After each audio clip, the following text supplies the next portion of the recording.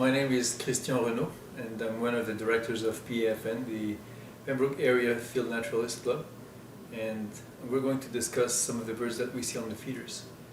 Some of the birds we see most commonly, I guess almost everybody knows the chickadees, and they are quite abundant, so they're probably the species we see the most around feeders. They're very curious and they like to go close to human beings, so often you can see them with their black caps. They flitter, they go underneath branches and leaves on tree trunks sometimes. And they like to inspect everything. You can be working outside and all of a sudden you see this little chickadee land next to you because they probably expect something to eat, or they just want to see who you are. They like to live in little groups, so it's easy when you see one, you can call them, you can imitate their song, or you can imitate some noise that they are curious about, and they will come to you. So they are one of the easiest to attract. And one of the methods you can attract birds is by peeshing. You probably heard them peesh, peesh, peesh, peesh, peesh. Birds are curious to hear that, so they usually wander, and some species respond very well to that, and the chickadees are one of them that answers very well to the peeshing. Another species that we see often is the nuthatches. The white-breasted nuthatch has a all white breast, but at the tail, the base of the tail at the bottom, it has cinnamon-colored plumage. The top of the head is usually dark blue and with a streak of black, and they're funny to watch because they have this long bill and they like to climb up and down tree trunks all around, and they seem to be comfortable going up or sideways or even down. And when I see them land, it's usually upside down. They seem to love that position more than others. It's probably more efficient for them. The other species of nuthatch is the red-breasted nuthatch.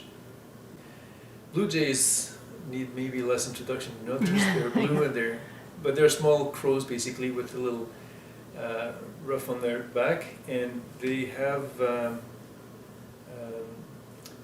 beautiful color on them, and they're very noisy. They usually announce their presence, or our presence too, so they don't like to see human beings. Usually most of them will be skittish. Another species we see often in the winter is the common American goldfinch. They're fairly common, but in the winter not as common because they migrate. But there's also this little group that likes to stay around, and when they see that the food is abundant, they stay around. The goldfinch in the summer are a bright yellow with a beautiful black cap for the males, and the females will be a bit more greenish and not as obvious. But during the winter, they look like a pale greenish with a bit of yellow tinge in them, and they're easy to confuse with other species if we're not careful. They look like a bit like the red poles without streaks. So if you look quickly on a feeder, sometimes you have lots of red poles. If you look carefully, you might be able to see some goldfinches, but they're so easy to confuse because of their plumage, fairly similar but without streaks. Now, they molt in the month of April, usually at the end of the winter. At the end of March, when the snow starts to melt, their plumage starts to molt. So they're losing their grayish-green tinge and they're turning to yellow. And then it looks kind of funny because it looks like a patchwork, and that's what they are basically. And it takes about a month to change, and then they have their bright colors at the end of April. And one nice species to see with them is occasionally a hoary redpoll. So sometimes they come in small flocks, sometimes they come individually.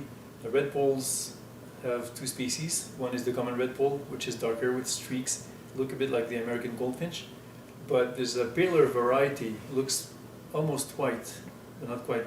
If you compare the two species together, you will see that the hoary is almost white and has hardly any streaks on its sides, just a small little red beret like the common redpolls, but it looks a bit smaller. And they don't have the black little beard that the common redpolls have. The common redpolls will come to low feeders mostly, but they will also go on platforms. I have a little platform on which I counted 22 of these redpolls at once one day, and it's not a big platform, but they tend to cooperate and also fight for food when it's not very abundant. The pine siskins is also another species that would be a bit like the redpoll. They're with the American goldfinch and the redpolls are in the same family, and they like to come to bird feeders as well, and also their presence is dependent on the crop of spruce and some pines as well, because they feed on their seeds. So if the crop is not good on the trees, they won't show up in the area. They look a bit like the redpolls, but they don't have the red beret, and they have a little yellowish, green-yellow wing bar on their wings, so they're easy to notice that way, and they have smaller spots than do the redpolls. But if you hear their sounds, they can sound a bit alike. The redpolls have calls that are similar to the goldfinch, and the siskins also have some calls that are similar to the redpoll and goldfinch, but they also have this little noise that they can make also that makes them easy to identify with. There's also some grosbeaks that come to the feeders. One of them is the evening grosbeak. Again, in French we call them gros bec errant, because they like to scatter to places. So that word errant means that they like to scatter and wander, and it's a wandering species as well. They will go where the crops are good for certain foods. In the summer, for example, they will feed on the spruce budworm. So if an area is not good for spruce budworm, you won't see them. But if it's good, you will see them abundantly. But they don't only feed on that. In the winter, they feed a lot on the seeds. So if you have good bird feeders, they might stick around, and they go in big flocks from just a handful to 40, 60 sometimes.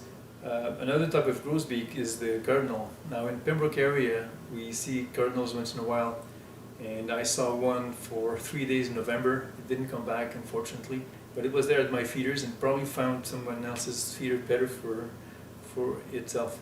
But they're easy to recognize with their little red crest and red color for the males. The females are a duller brown with a bit of red tinge on it, and they usually accompany males. Usually you see them in couples, but not always.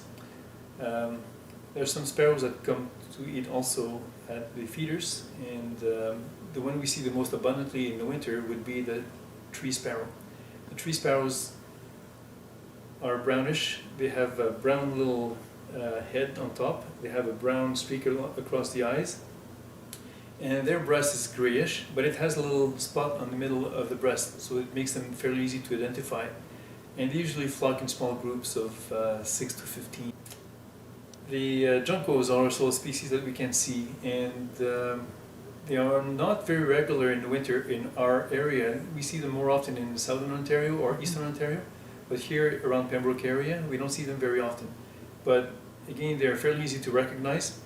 They are usually with a white belly and a dark back, dark face, and dark eyes, so we call them dark-eyed juncos. But they also have a conical beak, usually a pinkish-white beak, so they're easy to recognize.